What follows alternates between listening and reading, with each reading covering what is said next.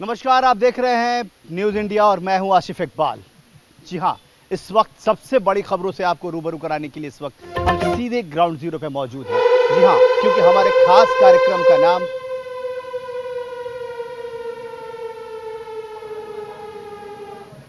नगर नगर पे नजर। और अभी की सबसे बड़ी खबर से आपको रूबरू करा रहे हैं। हम इस वक्त 11 बजे की वोटिंग प्रतिशत से आपको रूबरू करा रहे हैं। सीतापुर में सुबह 11 बजे तक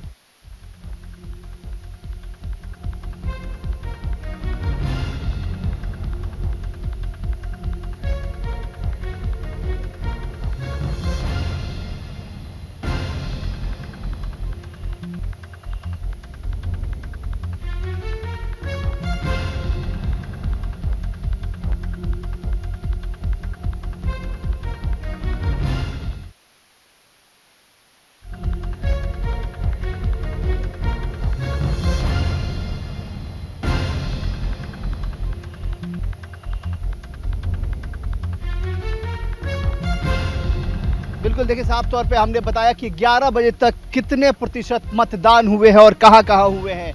यूपी में निकाय चुनाव में अभी तक जो मतदान हुए हैं उसमें सीतापुर में 22%। मैं फिर एक बार आपको बता रहा हूं कि 22% सीतापुर में, लखीमपुर खीरी में 22%, झांसी में 17%, शामली में 22%, उन्नाव में 23%, जौनपुर में 18%, कुशीनगर में 23%, महाराजगंज में 22% और रामपुर में 19% वोटिंग हो चुकी है।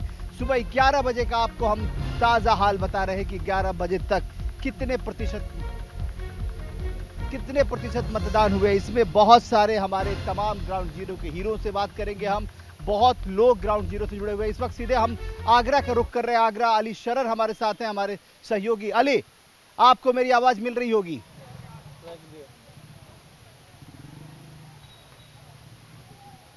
हाँ, देखिए बिल्कुल मैं आपको सुन पा रहा हूँ। लोकतंत्र के महापर्व में अभी मत का प्रयोग करने के बाद मतदान केंद्र से बाहर निकले हैं प्रोफेसर एस.के. बघेल साहब, जो कि कानून राज्य मंत्री हैं। उनसे बात करके जानेंगे कि अब किस तरह की चुनौतियां हैं, क्योंकि 34 साल से जो कब्जा है वो भारतीय जनता पार्टी का है मेयर सीट पर। क्या कहना चाहेंगे? न्यूज़ इंडिया के तमाम दर्शक आपको सुन रहे हैं। न्यूज़ इंडिया के दर्शकों को यही कहना चाहूँगा, आगरा समेत, कि लोकतंत्र के इस महायज्ञ में आज मैं भी अपने परिवार सहित अपनी पत्नी मधु बघेल, बेटी डॉक्टर सलोनी बघेल, बेटा डॉक्टर पार्थ बघेल के साथ अपने मतदान केंद्र पर गया और हमने भारतीय जनता पार्टी के पक्ष में मेयर और पार्षद के लिए मतदान किया है। जो लोग सत्ता परिवर्तन, व्यवस्था परिवर्तन, सुधार चाहते हैं, उनको ड्राइंग रूम में बैठकर आलोचना करने की जगह अपने मतदान केंद्र पर जाना चाहिए और अपने सपनों का आगरा बनाने के लिए वो पार्टी जो आगरा का सर्वांगीण विकास कर रहे हैं। नेचुरली है कि केंद्र सरकार की योजनाएं, राज्य की योजनाएं और उत्तर प्रदेश सरकार की कानून व्यवस्था देखते हुए और हमारे संक्रमण काल में भारतीय जनता पार्टी ने जो सेवा ही संगठन है के तर्ज पर मास्क बांटे या सैनिटाइज किया या किट्स बांटी या रेमडेसिविर का इंतजाम किया या ऑक्सीजन का इंतजाम किया, तो उस वक्त को याद करते हुए हमने भारतीय जनता पार्टी के पक्ष में हेमलता दिवाकर और पार्षदों के पक्ष में मतदान करने की मैं अपील करने के लिए आया हूँ। मैं स्वयं इस पूरी कन्वेंसिंग में पूरे आगरा में गया तो मुझे बच्चों ने ट्रैक्टर वाला अंकल करके बोला, क्योंकि 40 ट्रैक्टरों को लेकर के हम लोग सोडियम हाइपोक्लोराइड, पूरे हिंदुस्तान में ये अकेला शहर था जिसका सांसद स्वयं अपने हाथों से अपने परिवार सहित कम से कम 4 घंटे में सैनिटाइज करता था और 4 घंटे ट्रैक्टर चलाता था। 12,000 राशन कार्ड बनाए थे, 20,000 खाने की किट को हम लोगों ने बांटा था। पशु भी प्यासे और भूखे ना रहें उसका भी इंतजाम किया था। उस समय कोई भी पार्टी बाहर नहीं आई थी, बल्कि अखिलेश यादव जी ने एक बात और कह करके उस वैक्सीन आंदोलन को पीछे किया था कि ये भाजपाई वैक्सीन है, और उनके समर्थकों ने अपने यहाँ नहीं लगवाया था और इस मूवमेंट को पीछे कर दिया था। तो क्या लगता है जो आपने कोरोना काल में लोगों के हित में काम किया, सरकार की योजनाओं से लोगों को उस योजना से लोगों को लाभान्वित किया, क्या उसका परिणाम होगा कि जो पक्ष में वोट जाएगा? जैसे कि आप कह रहे हैं अपने परिवार के साथ लेकर अभी आप वोट करके आ रहे हैं। खानदानी व्यक्ति वो होते हैं जो अपमान और एहसान दोनों को याद रखते हैं। जब बेटा बाप को थाली सरका के दे रहा था और पड़ोसी गेट नहीं खोल रहा था, तो मैं और मेरे साथी निरंतर 70 दिन तक ट्रैक्टरों के साथ हम लोग, ये पूरा पार्क ड्रमों से भरा हुआ था, वो किया था। कई लोग करते हैं तो पैसे दे देते हैं अथवा कह देते हैं आप लोग इंतजाम कर लेना, लेकिन सर्वोच्च बलिदान होता है या सर्वोच्च कार्य होता है जब आदमी सशरीर जीरो ग्राउंड पे जाके काम करे, ना कि चेक काट दे। तो मेरी पत्नी सैनिटाइज़ की थी, सैनिटाइज़ करते हुए या किट बांटते हुए, लोगों को खाना बांटते हुए, मास्क देते हुए वो पॉजिटिव हो गई थी और मेदांता जैसे अस्पताल में उनको 10 दिन रहना पड़ा। और मेरा बेटा डॉक्टर पार्थ बघेल और बेटी इन लोगों ने ये काम किया और मेरा बेटे को भी मेदांता में जो है एडमिट होना पड़ा। मेदांता में तभी जाते हैं जब आगरा मना कर देता है। तो ईश्वर की कृपा है, अच्छे काम करो तो परिणाम भी सुखद होते हैं। इसमें अली, आप उनसे बात करते रहिए, हम सीधे विवेक तिवारी के पास चलते हैं। विवेक तिवारी करती थी, हमारे जो लखनऊ से जुड़े हुए हमारे विवेक तिवारी हमारे सहयोगी हैं, आप उनसे बात करिए एसपी सिंह बघेल से, और तब तक हम विवेक तिवारी से पूछ लेते हैं। विवेक जी, आपको आवाज मिल रही होगी मेरी? जी मिल रही है बिल्कुल। विवेक जी, क्या देख रहे हैं आप वहां पे, और किस तरीके से विवेक आपको दिख रहा है कि वहां, बिल्कुल वहां क्या दिख रहा है आपको उत्तर प्रदेश में, जिस तरीके से लगातार भारतीय जनता पार्टी के तमाम नेता ये दावा कर रहे हैं कि वो इस बार भी नगर निगम में वो अप्रत्याशित जीत हासिल करेंगे और डबल इंजन से ट्रिपल इंजन की सरकार बनाएंगे, लेकिन दूसरी तरफ कांग्रेस और समाजवादी पार्टी इन पर निशाने साध रही है कि अभी तक तो सरकार को जितने वादे किए थे सरकार ने वो पूरे नहीं किए हैं। कैसे देख रहे हैं आप इस चीज को? आप ग्राउंड पे मौजूद हैं, कैसे आपको दिख रहा है? देखिए आशिफ, 2017 का जो नगर निकाय का चुनाव हुआ था उसमें 16 नगर निगमों में से 14 भारतीय जनता पार्टी ने जीते थे और 2 बीएसपी ने, समाजवादी पार्टी कांग्रेस का खाता नहीं खुला था। हम अगर लखनऊ की बात करें, यहाँ 2.5 दशकों से भारतीय जनता पार्टी का मेयर चुना जाता है। ये वो दौर भी था जब भारतीय जनता पार्टी को पूरे उत्तर प्रदेश में लोकसभा की 7-8 सीटें मिलती थी और उनके 50 से भी कम विधायक चुन करके आते थे। तब भी नगर निगमों में भारतीय जनता पार्टी का वर्चस्व रहता था। तो इसमें कोई शक नहीं है कि चाहे 2017 का चुनाव रहा हो या 22 का हो, इसमें एक विपक्षी दलों के लिए एक भी सीट जीतना नाको चने चबाने जैसा होगा, क्योंकि बीजेपी की सरकार उत्तर प्रदेश में है और नगर निगम की जो स्थिति है उत्तर प्रदेश के अंदर, जो 17 नगर निगम इस वक्त काम कर रहे हैं वो सारे के सारे घाटे में हैं। वो ज़्यादा से ज़्यादा डिपेंडेंसी उनकी सरकार के बजट पे होती है। अगर उत्तर प्रदेश की सरकार उनको पैसा ना दे तो वो तनख्वाहें नहीं दे सकते हैं। तो ये सभी लोग जानते हैं जो नगर निगम में काम करते हैं या उसके करीब जो लोग हैं, बस बगैर सरकार की मदद के नहीं चल पाता है कोई भी नगर निगम। तो अब सरकार उत्तर प्रदेश में जिसकी है उसको ज़रूर फ़ायदा होता है और ये सरकार वो सरकार है, पार्टी की सरकार है जो जब सत्ता में नहीं भी थी ना केंद्र में ना उत्तर प्रदेश में, तब भी नगर निगम में उसकी जीत भारी होती थी। तो भारतीय जनता पार्टी के लिए कोई मुश्किल नहीं है। विपक्ष को देखना है कि वो किस तरह से बीजेपी को टक्कर दे करके कुछ सीटें अपने लिए जुटा पाता है। भारतीय जनता पार्टी के लिए ये हमेशा से एक आसान टफ रही है और वो इस पर वो हमेशा से जीतते रहे हैं। बिल्कुल, लेकिन एक बात समझना चाहेंगे विवेक कि अगर आप ये बताइए कि इस वक्त तो आप, जैसा कि आपने भी कहा और ये पूरे देश को मालूम है कि केंद्र में भी सरकार बीजेपी की है, राज्य में भी सरकार बीजेपी की है, नगर निगम में आपने बताया कि 17 में से 14 नगर निगम बीजेपी के थे। लेकिन एक बात बताइए कि 10 साल पहले अगर जब ये सरकार नहीं थी बीजेपी की, तब भी नगर निगम में बीजेपी ही अप्रत्याशित रूप से हमेशा हाजिर रही है, हमेशा बीजेपी जीतते आई है। इसकी वजह क्या है कि लगातार राज्यों के चुनाव के नतीजे अलग हो जाते हैं, केंद्र के चुनाव के नतीजे अलग हो जाते हैं, लेकिन नगर निकाय के चुनाव के नतीजे अलग नहीं हो पाते? क्या वजह मानते हैं? जी हाँ, नगर निकाय में से खास तौर पर नगर निगमों की अगर हम बात करें, देखिए शहरी मतदाता जो है वो आमतौर पर भारतीय जनता पार्टी का पसंदीदा, भारतीय जनता पार्टी उसकी पसंदीदा पार्टी रहती है। यहाँ पर जातीय समीकरण चलते नहीं हैं, शहरों में कामकाज चलता है, इमेज जिसकी कैसी है ये डिपेंड करता है। तो भारतीय जनता पार्टी ने हमेशा से नगर निगम में खास तौर पर नगर निगम अगर हम बात करें तो जो प्रत्याशी देते हैं बहुत सुलझे हुए लोग, जिनकी अच्छी छवि होती है, वो काम भी अच्छा करते हैं, लोगों के बीच में रहते हैं।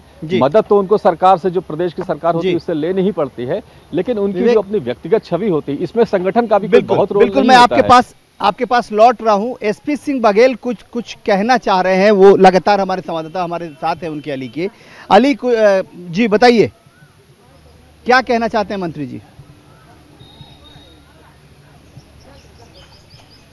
अली, आपको आवाज मिल रही है?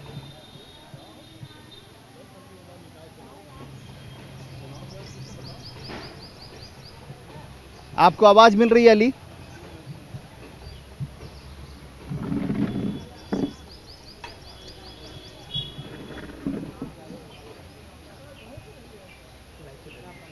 बिल्कुल, मंत्री जी हमारे साथ है। एसपी सिंह बघेल साहब, हमको आपकी आवाज मिल रही है और आपको मिल रही है क्या? जी, मुझे आपकी आवाज मिल रही है। थैंक यू, बहुत अच्छी मिल रही है। आपकी आवाज भी बहुत सुरीली है, मिल रही है। मैं ये कह रहा था कि अगर आप लोग जिस तरीके से लगातार आप लोगों ने एक परचम लहरा के रखा है, इस बार कांग्रेस पार्टी और समाजवादी पार्टी ये कह रही है कि ये परचम इतना नहीं लहरेगा, इस बार डेंट लगने वाला है। ये वो इस बात को लेकर बड़े आश्वस्त नजर आ रहे हैं। तमाम बड़े लीडर ये इस बात की घोषणा कर रहे हैं कि इस बार भारतीय जनता पार्टी को झटका लगने वाला है। आपको भी लग रहा है क्या ऐसा?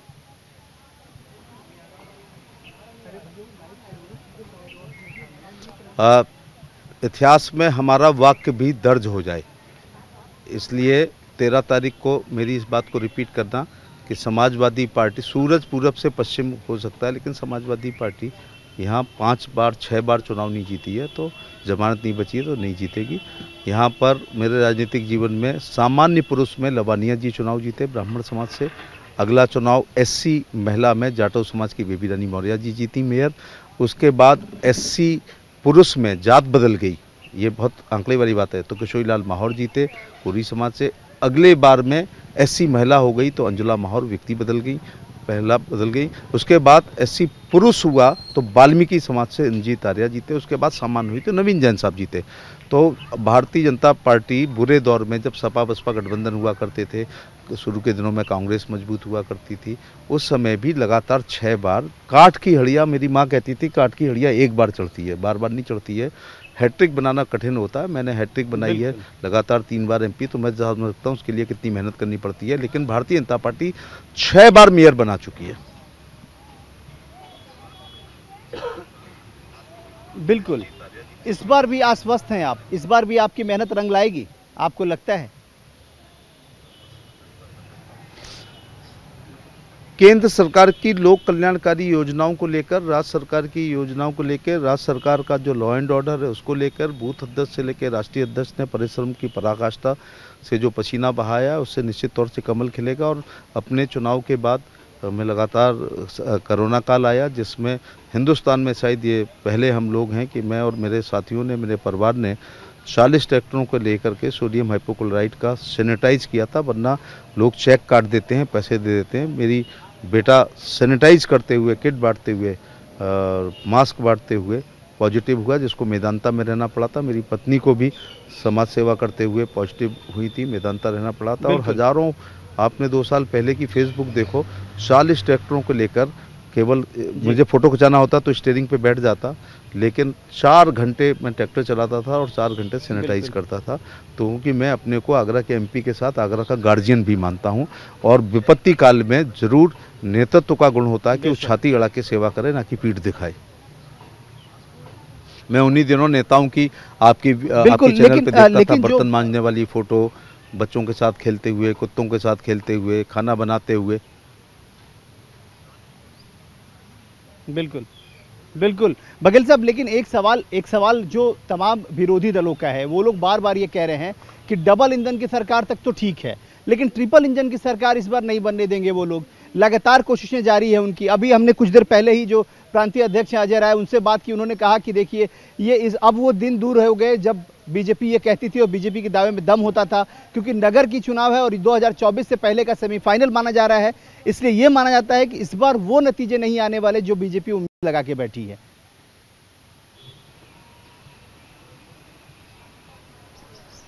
मैं इसको अजय राय जी को ऐसे संतुष्ट करना चाहूँगा कि 5 साल पहले जो नगर निगम के चुनाव हुए थे, तो अलीगढ़ और मेरठ के नगर निगम के मेयर को छोड़ करके शेष समस्त जगह भारतीय जनता पार्टी के मेयर बने। अब उनको ये समझाइए कि ये चुनाव 2018 में हुआ था, तब मोदी जी की पहली सरकार को 4 साल केवल कल्याणकारी योजनाओं के हुए थे और राज्य सरकार को बने हुए साल भर हुए थे। अब हम 5 साल बाद आए हैं तो मोदी जी की कल्याणकारी योजनाओं का लाभ लेते हुए 9 साल हो गए हैं और राज्य सरकार की योजनाओं को लेते हुए 6 साल हो गए हैं और लाभार्थियों की संख्या बहुत बढ़ गई है। और इसलिए मैं अजय राय जी की बात से सहमत नहीं हूँ और विपक्षी कमल खिलेगा। और ये तो तीसरे इंजन की बात हो रही है, अब उनसे कहो जरा चौथा इंजन और था, वो था जिला पंचायत का अध्यक्ष। अक्सर कहा जाता है कि भारतीय जनता पार्टी शहर की पार्टी है, गांव में आओगे तब देखेंगे, ऐसी ताल बहुत ठोका करते थे समाजवादी पार्टी के लोग। इसलिए आगरा का, एटा का, फिरोजाबाद का, हाथरस का, मथुरा का, अलीगढ़ का, इवन मैनपुरी का, हर जगह 2 जिलों को छोड़ के जो सबसे बड़ी सरकार होती है जिला पंचायत, जो रूरल को कवर करती है, उसका भाजपा के अध्यक्ष हैं केंद्र की सरकार भाजपा की, राज्य की सरकार भाजपा की पिछली बार, और अभी तीसरा इंजन ये निकाय की, चौथा इंजन जिला पंचायत हमारे अध्यक्ष हैं, पांचवां इंजन कोऑपरेटिव बैंक के अध्यक्ष हमारे हैं, छठवां इंजन जो है भूमि विकास के बैंक के अध्यक्ष हमारे हैं, और सातवां इंजन क्रय विक्रय समिति के सभी अध्यक्ष हमारे हैं। तो हमारे पास तो छोटे मोटे 7 इंजन हैं। तो ये मतलब विकास की बयार तो फिर इतनी बहनी चाहिए कि फिर वो रुकने से न रुके, क्योंकि लेकिन अभी भी कई सारी जो बेसिक समस्याएं, जैसे हम लोगों ने अभी, मैं जिस जगह पे हूँ जहाँ पे मौजूद हूँ बघेल साहब, वहाँ पे कई सारी समस्याएं हुई। वोटिंग करने वाले जो लोग हैं, जो ओल्ड एज लोग हैं, उनको बहुत परेशानियों का सामना करना पड़ा। कई सारे रूल रेगुलेशन, उनको एक्स्ट्रा एफर्ट मतलब दिक्कतें हुई हैं, कई लोगों के नाम कट गए, इस तरह के सवाल भी हो रहे हैं। तो आप ये उम्मीद मानते हैं कि जितनी आप काम करेंगे उससे उम्मीदें बढ़ेंगी, और लोगों की उम्मीदों को फुलफिल करना ही सबसे बड़ा चैलेंज है। तो अब आपसे उम्मीदें भी बहुत ज़्यादा हो गई हैं, 1-2 इंजन नहीं बल्कि 7 इंजन की सरकार चला रहे हैं आप। अच्छा, हाँ, 7 इंजन, ये पहली बार किसी चैनल पे किसी व्यक्ति ने कहा है कि छोटे मोटे 7 इंजन। लोगों को पता भी नहीं है कि क्रय विक्रय समिति क्या होती है, कोऑपरेटिव बैंक क्या होती है, भूमि विकास बैंक क्या होती है, नगर पंचायत, नगर पालिका परिषद, नगर निगम आदि आदि। और सबसे बड़ी बात हो जिला पंचायत, एमपी का बजट 5 करोड़ 5 विधानसभाओं के लिए होता है, एमएलए का 5 करोड़ 1 विधानसभा के लिए होता है जी। लेकिन नगर निगम का बजट 300-400 करोड़ का होता है, जिला पंचायत का 200-300 करोड़ का होता है। तो भावनाओं से काम नहीं होते हैं, बजट से काम होते हैं। इसलिए सभी इंजन जो हमारे सभी हाउस पर हमारा कब्जा है, तो हम आगरा का और पूरे राज्य का सर्वांगीण विकास कर रहे हैं। जहाँ तक वृद्धजनों को वोटिंग में जो दिक्कत हो रही है, मैं निजी तौर से माफ़ी चाहूँगा, लेकिन चुनाव आयोग के ये काम है। एक समय के बाद चुनाव आयोग का ही कलेक्टर, चुनाव आयोग का तहसीलदार, बीएलओ, पर्यवेक्षक सब हो जाते हैं। तो कोशिश करनी चाहिए कि मतदाताओं को परेशानी ना हो। बेशक, लेकिन राजकाज लेने के लिए बस एक आखिरी सवाल आपसे, क्योंकि आपका वक्त बहुत कीमती है और आपने हमें बहुत वक्त दिया, उसके लिए हम बहुत धन्यवाद है। एक आखिरी सवाल आपसे सिर्फ ये पूछना चाहता हूं कि आप जो अभी तक जो प्रतिशत है, वोटिंग प्रतिशत है, वो कहीं ना कहीं से चिंताजनक है, क्योंकि देखिए साफ तौर पे ये कहा जाता है कि वोटिंग में बढ़ चढ़कर लोग हिस्सा लेते हैं, तो ये कहीं ना कहीं से एंटी इनकम्बेंसी होता है। अगर लोग उस तरीके से एग्रेसिव होकर वोट नहीं कर रहे हैं, तो इसका मतलब है कि सरकार के पक्ष में। अभी तक जो वोटिंग प्रतिशत आए हैं खासतौर पर 11 बजे तक, वो बहुत अच्छे हैं, काफ़ी अच्छे हैं। आप समझिए 22% से 20%, 18%, 19%। तो क्या ये भी चिंताजनक हो सकती है, या फिर अभी भी आप उसी बात से अडिग हैं कि इस बार आप लोग रिकॉर्ड दर्ज करने वाले हैं? उसके लिए आप बहुत धन्यवाद। एक आखिरी सवाल आपको। देखिए, जहाँ तक आज छुट्टी है, नया वोटर आ गया है, बहुत बड़ा नया मतदाता जो है, जो 18 साल का हुआ है, वो अपनी पहली बार प्रयोग करेगा। पहले साल में 1 बार वोट पड़ते थे, आजकल 3 बार वोट पड़ते हैं। इसलिए एक नई जनरेशन जो है, जो पहली बार मत का प्रयोग कर रहे हैं, वो इस लोकतंत्र के त्यौहार को बहुत एंजॉय कर रहे हैं। और मैंने बूथों पर देखा है कि यूथ बहुत बड़ी संख्या में आया है और भारतीय जनता पार्टी के पक्ष में मतदान कर रहा है। बहुत बहुत धन्यवाद आपका, आपने वक्त निकाला, उसके लिए बहुत धन्यवाद। न्यूज़ इंडिया लगातार ग्राउंड जीरो पे मौजूद है, तमाम पल पल की जानकारी आप तक इकट्ठा कर रही है और सब लोगों तक दे रही है। उत्तर प्रदेश के चुनाव में तमाम मतदाताओं से अपील कर रही है कि पहले मतदान फिर जलपान, क्योंकि ये है सबसे ज़रूरी काम। बहुत धन्यवाद आपका एसपी सिंह बघेल जी हमारे साथ जुड़ने के लिए। अभी हम सीधे अपने तमाम जो ग्राउंड जीरो के हीरो हैं उनकी तरफ रुख कर लेते हैं। निदा अहमद सहारनपुर से जुड़ी हुई हैं, दुर्गेश जुड़े हुए हैं। निदा, सबसे पहले आपके पास जाना चाहूँगा, आप ये बताइए कि सहारनपुर में सुबह से आप हैं और लगातार जिस तरीके से तमाम बड़े चेहरे हैं उनको आपने कवर किया, वहाँ पे ग्राउंड जीरो पे आपने लगातार मतदान के प्रतिशत को देखा। आप ये भी बता रही थी कि आप ही के यहाँ से ये खबर है, सहारनपुर से ही कई सारे फर्जी वोटर भी पकड़े गए हैं, अभी क्या स्थिति है निदा?